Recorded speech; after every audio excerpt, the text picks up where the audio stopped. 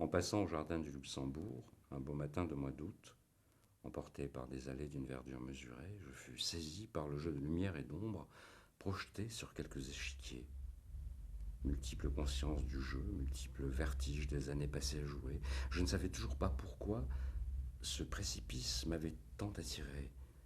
Peut-être une réalité complexe avait poussé l'enfant que j'étais, comme l'océan pousse le naufragé sur une île déserte.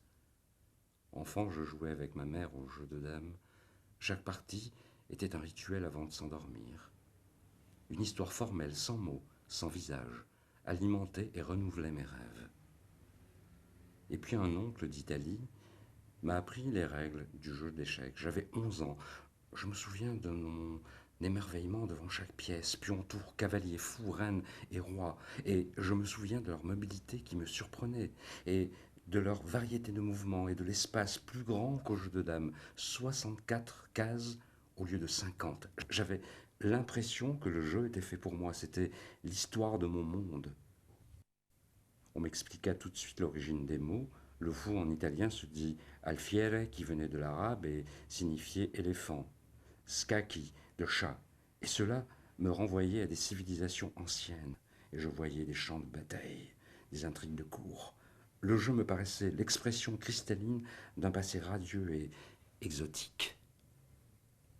Le mot mat, mort en perse, me fascinait par son explicite force. C'était l'apprentissage par un jeu de miroir de la réalité. Je savais d'une manière diffuse, au fond de moi, que cette réalité, je la comprendrais un jour, sans aucun reflet. Ce balai incessant de pions, de pièces, mettait mon esprit en état d'apesanteur. Toute mon énergie pouvait se livrer à toutes sortes de combinaisons et était contrôlée par une loi juste et impitoyable, la réalité du mat. Je ne savais pas encore que je regardais au fond d'un coquillage. Cette expérience a duré longtemps, jusqu'à l'âge adulte, et je fus amené à rencontrer d'autres joueurs comme moi. Ce matin, je ne vois que des absents, des ombres autour de l'échiquier, et je souhaite les retrouver, les connaître d'une autre manière. Je me demande aujourd'hui quels ont été leurs chemins, leurs nécessités et leur espoir, comme si je ne savais pas encore quels étaient les miens.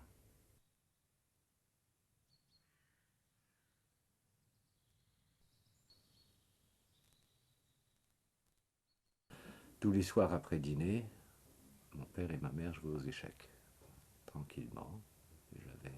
Donc un jour, j'avais 6 ans. C'était en 1939. Et on m'envoyait coucher. Je suis ressorti de ma chambre, j'ai un souvenir très net. Et je suis arrivé à la fin de la partie. Et j'ai demandé à mes parents de m'apprendre à jouer. Ils étaient fatigués, ils m'ont dit tu es trop petit, tu nous embêtes, va te coucher. Bien. Alors, ils étaient quand même fatigués, mais ils ont quand même remis les pièces pour pas faire une revanche. Alors moi, vexé, je suis passé par la bibliothèque, et puis j'ai pris un dictionnaire Larousse en 6 volumes. Il y a une explication très claire des jeux d'échecs et de la marche des pièces. J'ai pris un échiquier, il y en avait plusieurs à la maison, à peu près partout. Et puis j'ai placé les pièces, et puis je me suis initié à la marche des pièces. Et puis ensuite, je suis rentré dans le salon, et j'ai dit à mon père, ma mère bâillait, allait se coucher, je sais jouer. Il m'a regardé, il m'a dit, bon, bah, place les pièces. J'ai placé les pièces. Et puis on a fait notre première partie. Et puis au bout de 3 coups, il m'a maté. Il m'a regardé, il m'a dit, c'est ça que tu appelles savoir jouer? Allez, va te coucher, petit con. Alors c'est ce qu'il fallait faire pour que je sois motivé. Ma mère m'a ensuite offert les 200 parties d'échecs d'Alexandre Alekhine. Alors j'ai tout seul lu les parties, pris à jouer. Puis j'ai joué avec mon père, j'ai encore perdu, mais 2 ans après, je l'ai gagné. Et puis après, il n'a plus jamais regagné contre moi. Donc j'avais résolu mon problème dans les rapports avec le père. Voilà. J'ai appris appris très jeune les échecs. Je crois que j'ai dû apprendre vers 6-7 ans à peu près à manipuler les pièces et jouer en famille. Toute ta famille jouait aux échecs? Alors je suis originaire d'un pays de l'Est, donc c'est difficile d'échapper à ce jeu quand on est originaire de ces pays-là.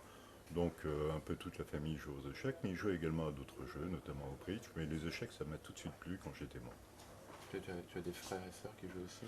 Je suis fils unique, donc Ah pour ouais. mon pauvre père, ça a été la souffrance. Aux échecs, tu as appris rapidement? J'ai aucun souvenir si j'ai appris rapidement. Je pense que oui, puisque j'ai appris tout de suite à savoir comment se déplacer les pièces, et puis j'ai joué les parties. Alors, apprendre la technique, ça a été beaucoup plus tard. Ça, j'ai appris quand j'étais étudiant. À ce moment-là, j'ai commencé à lire les livres, j'ai commencé à voir comment existaient les clubs, et j'ai découvert l'existence d'un monde de la compétition. J'avais donc une vingtaine d'années. À ce moment-là, je me suis mis à me pencher sur les livres d'échecs, à regarder les parties des grands maîtres et à essayer de progresser dans ce domaine. Et, en fait, j'ai connu les livres en même temps que j'ai connu l'existence des clubs et j'ai vu que j'avais énormément de progrès à faire. Et donc très vite, je me suis passionné pour les livres d'échecs. Tu me parlais d'une tradition orale dans la famille. Ah oui, ce que j'apprécie beaucoup dans le jeu, et notamment dans le jeu d'échecs, c'est que c'est encore quelque chose qui se transmet par la famille. C'est plutôt un lien social, un lien familial. Et j'ai toujours apprécié le jeu pour cette raison. Parce que moi, ça me surprenait quand tu parlais de tradition orale pour un libraire. C'était... Ouais, mais je crois que le premier enseignement qu'on reçoit dans la vie, c'est quand même par la famille qu'on le reçoit. Et puis après, quand on veut approfondir les questions, effectivement, on va prendre les livres. Mais au départ, c'est un jeu de transmission orale. Ouais. Soit le père, soit l'oncle, soit le grand-père. C'est quand même un jeu assez masculin. Mais c'est le premier contact. Le premier contact est vraiment familial. C'est mon père qui revient d'Allemagne, prisonnier de guerre. Il apprend à jouer aux échecs, comme toutes les mazettes de cette époque. Et il m'apprend également à jouer aux échecs. Donc j'apprends. Et puis très vite, je m'aperçois que mon père est vraiment une première mazette. Bon. Tu avais quel âge? Je devais avoir 13 ans. Ouais. Bon, il se trouve qu'à Issy-les-Moulineaux, où j'habitais, il y avait un club, un café tabac de la place d'Issy-les-Moulineaux, en face du métro. Et là, je regarde un peu les gens jouer. Et je viens jouer, je m'inscris au club et je viens jouer.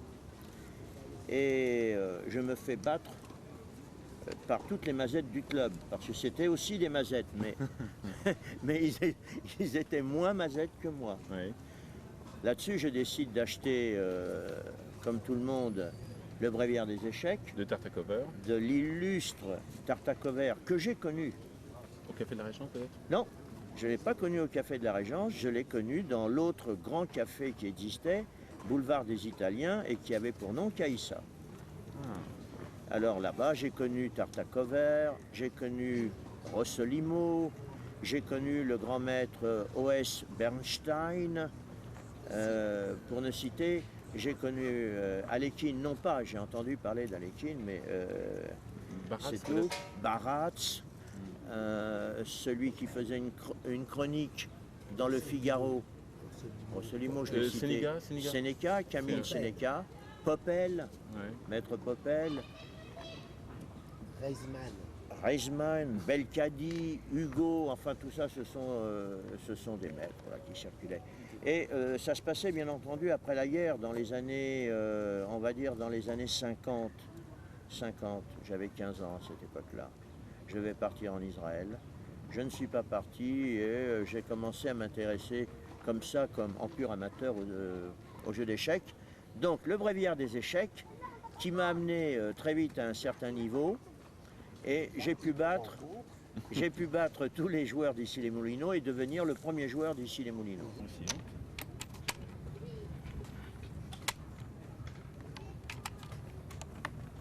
J'ai connu les échecs grâce à un média intermédiaire qui est le billard. Ça se passait 147 avenue de Wagram à Paris. Et en fait, j'étais amateur de billard. Et puis, il y avait 2 étages au-dessus où il se passait des événements ludiques. Et j'entendais des gens frapper sur des boîtes avec des cris, des fois de temps en temps, voire parfois des chaises qui volaient. Et puis, je voyais des gens assis à des tables. Alors, j'étais curieux, poussé par la curiosité. Un jour, je suis monté et j'ai vu des joueurs d'échecs qui étaient donc en train de de s'haranguer et puis de disputer des parties avec la pendule. Et donc ça expliquait les mouvements qu'on entendait et puis les hurlements. Et c'était des parties d'échecs mais accélérées, qu'on appelle blitz. Blitz, hein, Tu avais quel âge de l'allemand. Donc, alors là, j'avais 19 ans, Ah, donc c'était assez tardif quand même. ou 20 ans, 74. C'était en 74, j'avais 20 ans. Donc j'ai appris, je me suis assis pendant 6 mois, j'ai regardé, ça m'a passionné. Et puis ma première partie a eu lieu 6 mois plus tard. Voilà. Mais donc j'étais fasciné dès le premier jour. Je sortais du boulot et je venais regarder. Mais qu'est-ce qui te fascinait dans le jeu d'échecs Comment on pouvait, comment l'esprit pouvait gérer, gérer c'est un mot que j'aime pas trop, mais comment on pouvait créer autant de tension autour d'un faible espace, tension à la fois physiologique, psychologique, comment deux esprits pouvaient s'affronter et commettre autant de dégâts donc sur des petites surfaces avec des cases blanches et noires.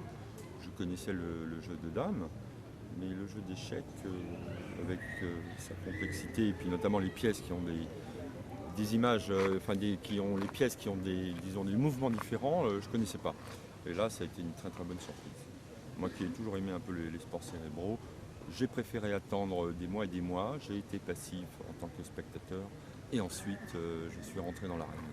Adrien, si tu peux nous raconter tes débuts aux échecs, tes premiers débuts. En fait, je ne me souviens pas personnellement. On m'a raconté exactement comment ça s'est passé parce que mon père était un assez bon amateur d'échecs il y a 20 ans. Et puis, il avait invité à la maison des copains. Ils se retrouvaient après les tournois et puis ils jouaient comme ça des parties amicales, des blitz. Et alors, paraît-il, j'avais 3 ans, donc je ne m'en souviens pas. Mais il m'a raconté ça. Je suis arrivé, je suis venu, j'avais 3 ans, et puis j'ai commencé à prendre les pièces, à toucher, voir ce que ça voulait dire. Mon père s'est dit pourquoi pas lui apprendre. Et puis voilà. Donc à 3 ans et demi, j'ai connu toutes les règles. Tu les as connus comment Parce que mon père Tu les as expliqués Mon père me les a expliqués, puis ça j'aimais bien ça.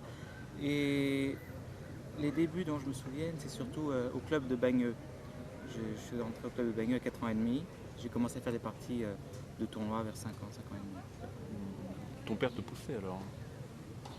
Il m'a poussé, ouais. Et puis, c'est un peu plus tard qu'il m'a surtout poussé quand on a décidé un peu tous les trois, ma mère, moi et mon père, de pourquoi pas prendre une voie assez particulière qui serait celle de s'en faire un métier, quoi, À 5 ans? Non, ça a été décidé vers 6-7 ans. 6-7 ans, Ouais. c'était quand On m'a même- pas mis à l'école, j'étais allé à l'école maternelle et on m'a pas mis au CP, CE1, CE2, tout ça. Ouais, On a demandé une dérogation à la mairie parce qu'en principe c'est pas autorisé. ouais. Ma mère me donnait donc des cours, Ouais. je faisais ma formation scolaire, tandis que j'avais plus de temps comme ça pour travailler un peu les échecs. Et Donc travailler au début, comment, quand j'avais 7 ans, 8 ans, je travaillais peut-être 2 heures par jour. Et puis à partir de 12-13 ans, j'ai dû travailler assez fort quand même, assez 5-6 heures par jour. C'était soutenu. Mais ça tu- s'est fait progressivement. Tu commençais à faire des tournois avant 10 ans parce que Oui. tu as été champion du monde des moins de 10 ans. En effet, oui. J'ai commencé à faire les tournois vers 5 ans, ouais, 4 ans et demi, 5 ans, au club de Bagneux en fait. On faisait des tournois internes. Mais tu ne devais pas se sentir forcément à l'aise dans un milieu plutôt adulte, enfin même peut-être Adulte. plus jeune, mais Oui, qui c'est te vrai, semblait quand même âgé quand même. Ouais. C'est vrai, oui. Mais bon. Tu avais des camarades ou tu étais seul Oh, j'étais toujours un peu seul. De toute façon, je suis fils unique et puis j'ai été un peu à l'écart d'une voie normale, mais c'est normal. Enfin, Oui. vu que j'ai pas suivi le parcours scolaire, on peut se douter que c'est. Ouais. Et pour ta formation, est-ce qu'il y a d'autres joueurs d'échecs que ton père qui t'ont aidé Oui, alors par la suite, comme mon père n'a pas pu poursuivre un entraînement sérieux, j'ai été entraîné par Sébastien Luce, Mhm. qui était un maître international français, un très bon pédagogue. D'ailleurs, c'est grâce à lui que j'ai monté des champions du monde des moins de 10 ans, puisqu'il m'avait accompagné, c'était en Pologne. Il m'avait accompagné en Pologne, il avait été une espèce de secondant, quoi. Mhm. Et puis après, j'ai décroché un sponsor qui était intéressé, qui voulait, lui il nous a dit, moi ce que je voudrais c'est voir un Français un jour champion du monde, remplacer Kasparov. Et donc j'ai décroché ce sponsor qui m'a permis de suivre des cours d'échecs avec un très fort joueur, un grand maître, Lev Pologaevski, un grand maître russe. Qui vivait en France, donc Oui, qui venait de s'installer en France. oui, qui a été parmi les meilleurs joueurs du monde à un Oui, moment donné. oui, à un moment donné, oui. Et lui, t'as pris donc quand t'avais quel âge Après le championnat du monde des moins de 10 ans, donc vers 10 ans, enfin quand j'ai eu 10 ans et demi, 11 ans par là. Et on a travaillé, le contrat était sur 5 ans. Contrat entre qui et qui? Il m'entraînait, je veux dire. Mais un contrat entre Un contrat entre le sponsor le sponsor et puis D'accord. les heures de cours. Mhm. Et donc, je voyais 3 fois par semaine à raison de 4 heures par jour, à peu près, 3-4 fois par semaine. Et il m'a suivi pendant 2 ans et demi, 3 ans. Et puis alors, malheureusement, et c'est l'une des raisons pour lesquelles j'ai un peu décroché du jeu, il a eu une attaque cérébrale, une tumeur, je crois, au cerveau. Et alors, T'avais quel âge? J'avais 13 ans et demi, 14 ans. Oui. J'étais allé à Szeged en Hongrie pour le championnat du monde des moins de 14 ans. Et en venant de Hongrie, on a appris la nouvelle. Et donc ça m'a fait un choc, mais ça c'est notre histoire déjà. Puis bon, il a arrêté parce qu'il ne pouvait plus m'entraîner, puis il est décédé quelques mois après. Ça c'est autre chose déjà. Et t'as continué J'ai pas continué, Non. à partir de ce moment-là, j'ai... T'as tenté de chercher un autre entraîneur Oui, on a essayé avec Anatoly Weiser, mais quelques mois. Et puis, de toute façon, je n'avais plus l'énergie, je n'avais plus la force morale pour vraiment endurer des conditions de tournoi très, très soutenues. Parce que, bon, arriver à un niveau, quand même, il faut vraiment être très concentré, très vigilant. Tu vas avoir un équilibre personnel Ouais. aussi. Et maintenant, comment tu... Et maintenant, je suis retourné, donc après, quand j'ai arrêté les échecs, j'ai dû retourner dans un circuit scolaire. Je m'y suis pas vraiment déplu. Et puis finalement, j'ai encore abandonné. Et puis là, j'ai repris les échecs, ça fait quelques années maintenant. Mais sans ambition réelle. Je dis pas ça parce que c'est vrai, j'ai pas eu bon résultat. Enfin, j'ai pas créé une sensation en revenant dans le monde des échecs. Certaines personnes m'ont dit, tout le monde se demande si Adrien Leroy, tout ça va réussir à retrouver un niveau. Moi, sans ambition, je veux dire, j'ai pas. Ouais. C'était vraiment un moment important finalement le décès de ton entraîneur. Oui. Ça marquait vraiment Parce que c'était quand même quelques années de travail commun. Oui. Et puis même une sorte d'attachement. C'était un ami, hein. C'était pas uniquement un prof. C'était quelqu'un de très, très proche. En fait, j'ai commencé complètement par hasard parce que je jouais aux dames avec mon grand-père en vacances et je voulais m'inscrire à un club de dames dans ma ville natale qui s'appelle Dax. Et en fait, il n'y avait pas de club de dames et donc on m'a dit que les dames ressemblaient aux échecs. Et donc je suis allé m'inscrire à un club d'échecs et j'ai commencé complètement par hasard donc. Et le président du club m'a appris à jouer aux échecs et c'est vrai que ça m'a plu. Pas plutôt, je pense que c'est pas le jeu qui m'a plu, c'est juste il y avait des jeunes de mon âge, disons, avec qui je m'entendais très bien et c'est vrai que je pense qu'au début c'est plus ça qui m'a plu que le jeu en lui-même. Mais tu avais quel âge à l'époque? J'avais 8 ans.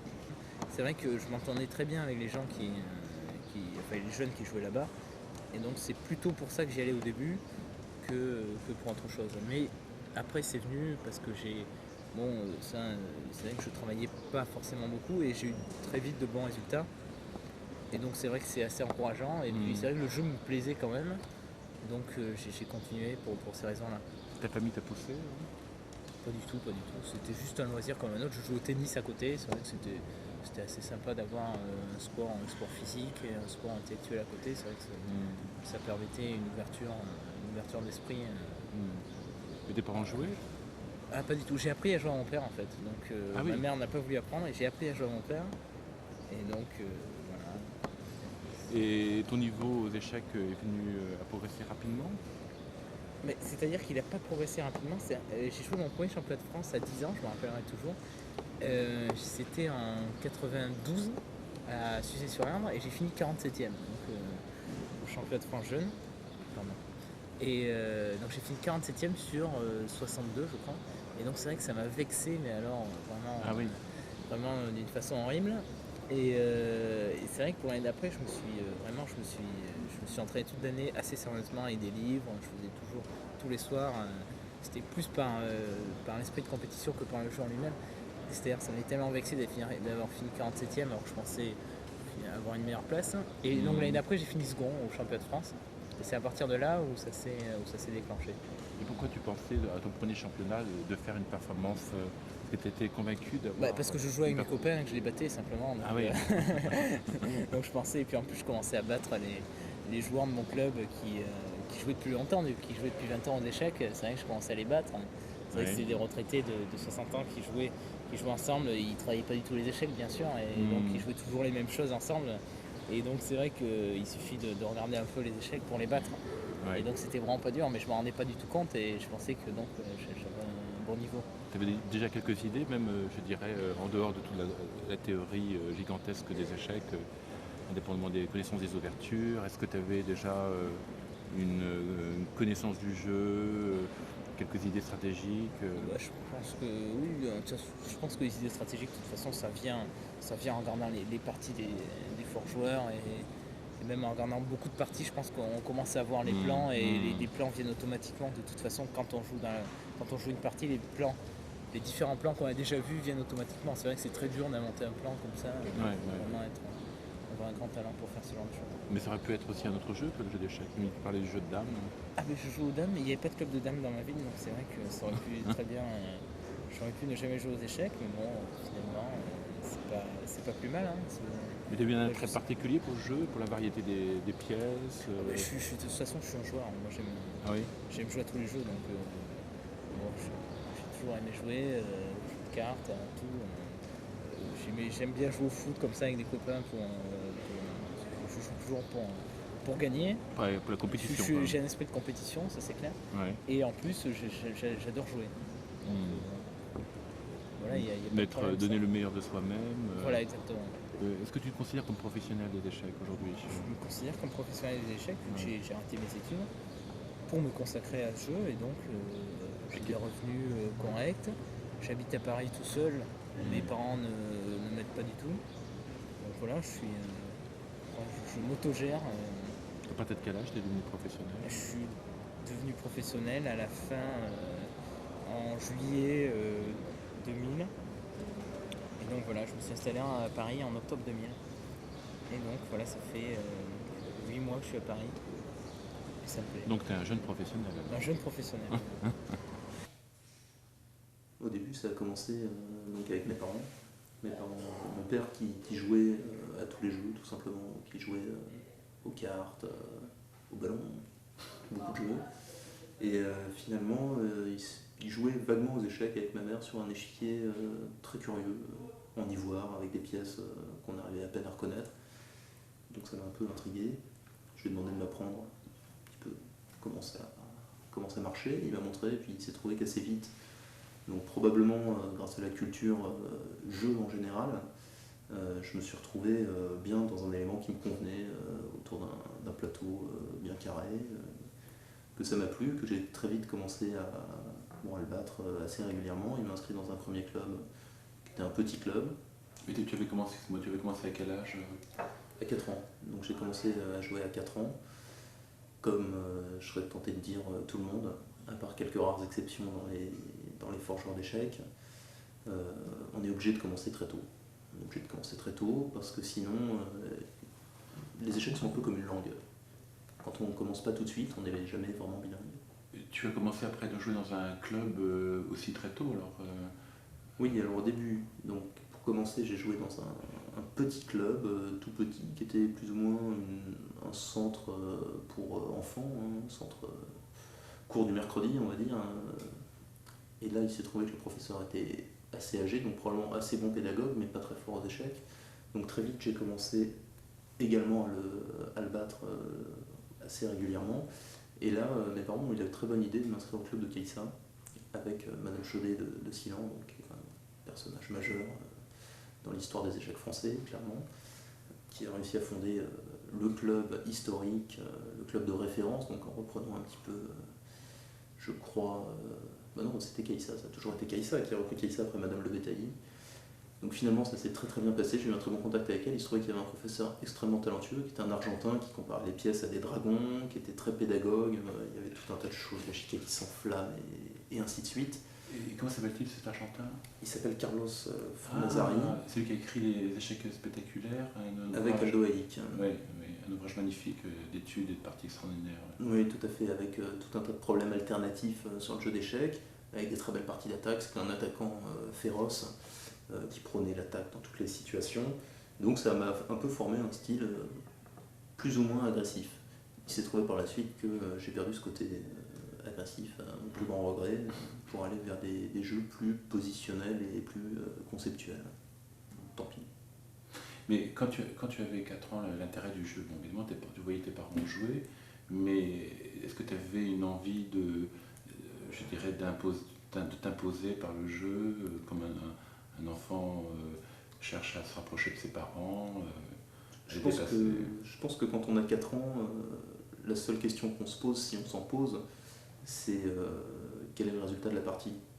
Donc, a priori, ce qui s'est passé, c'est que ça a dû développer un instinct qui fait qu'on a plutôt envie de gagner que de perdre, ce qui est un réflexe naturel. Et donc à partir de là, c'est un moteur fantastique. De toute façon, c'est le moteur qui fait avancer tout, partout, dans le monde entier.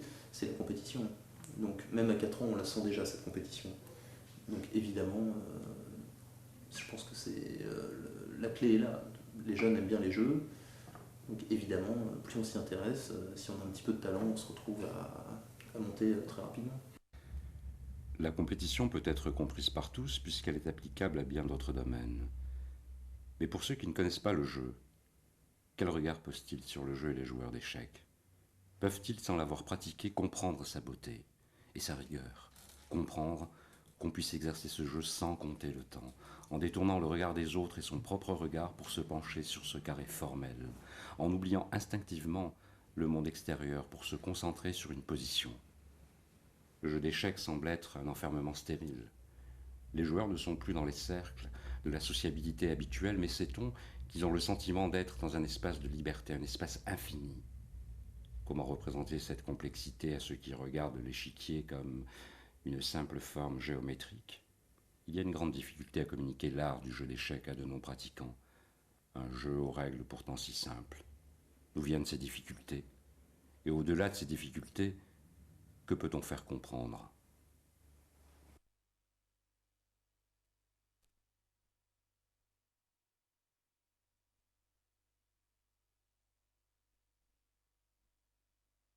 Tu me disais que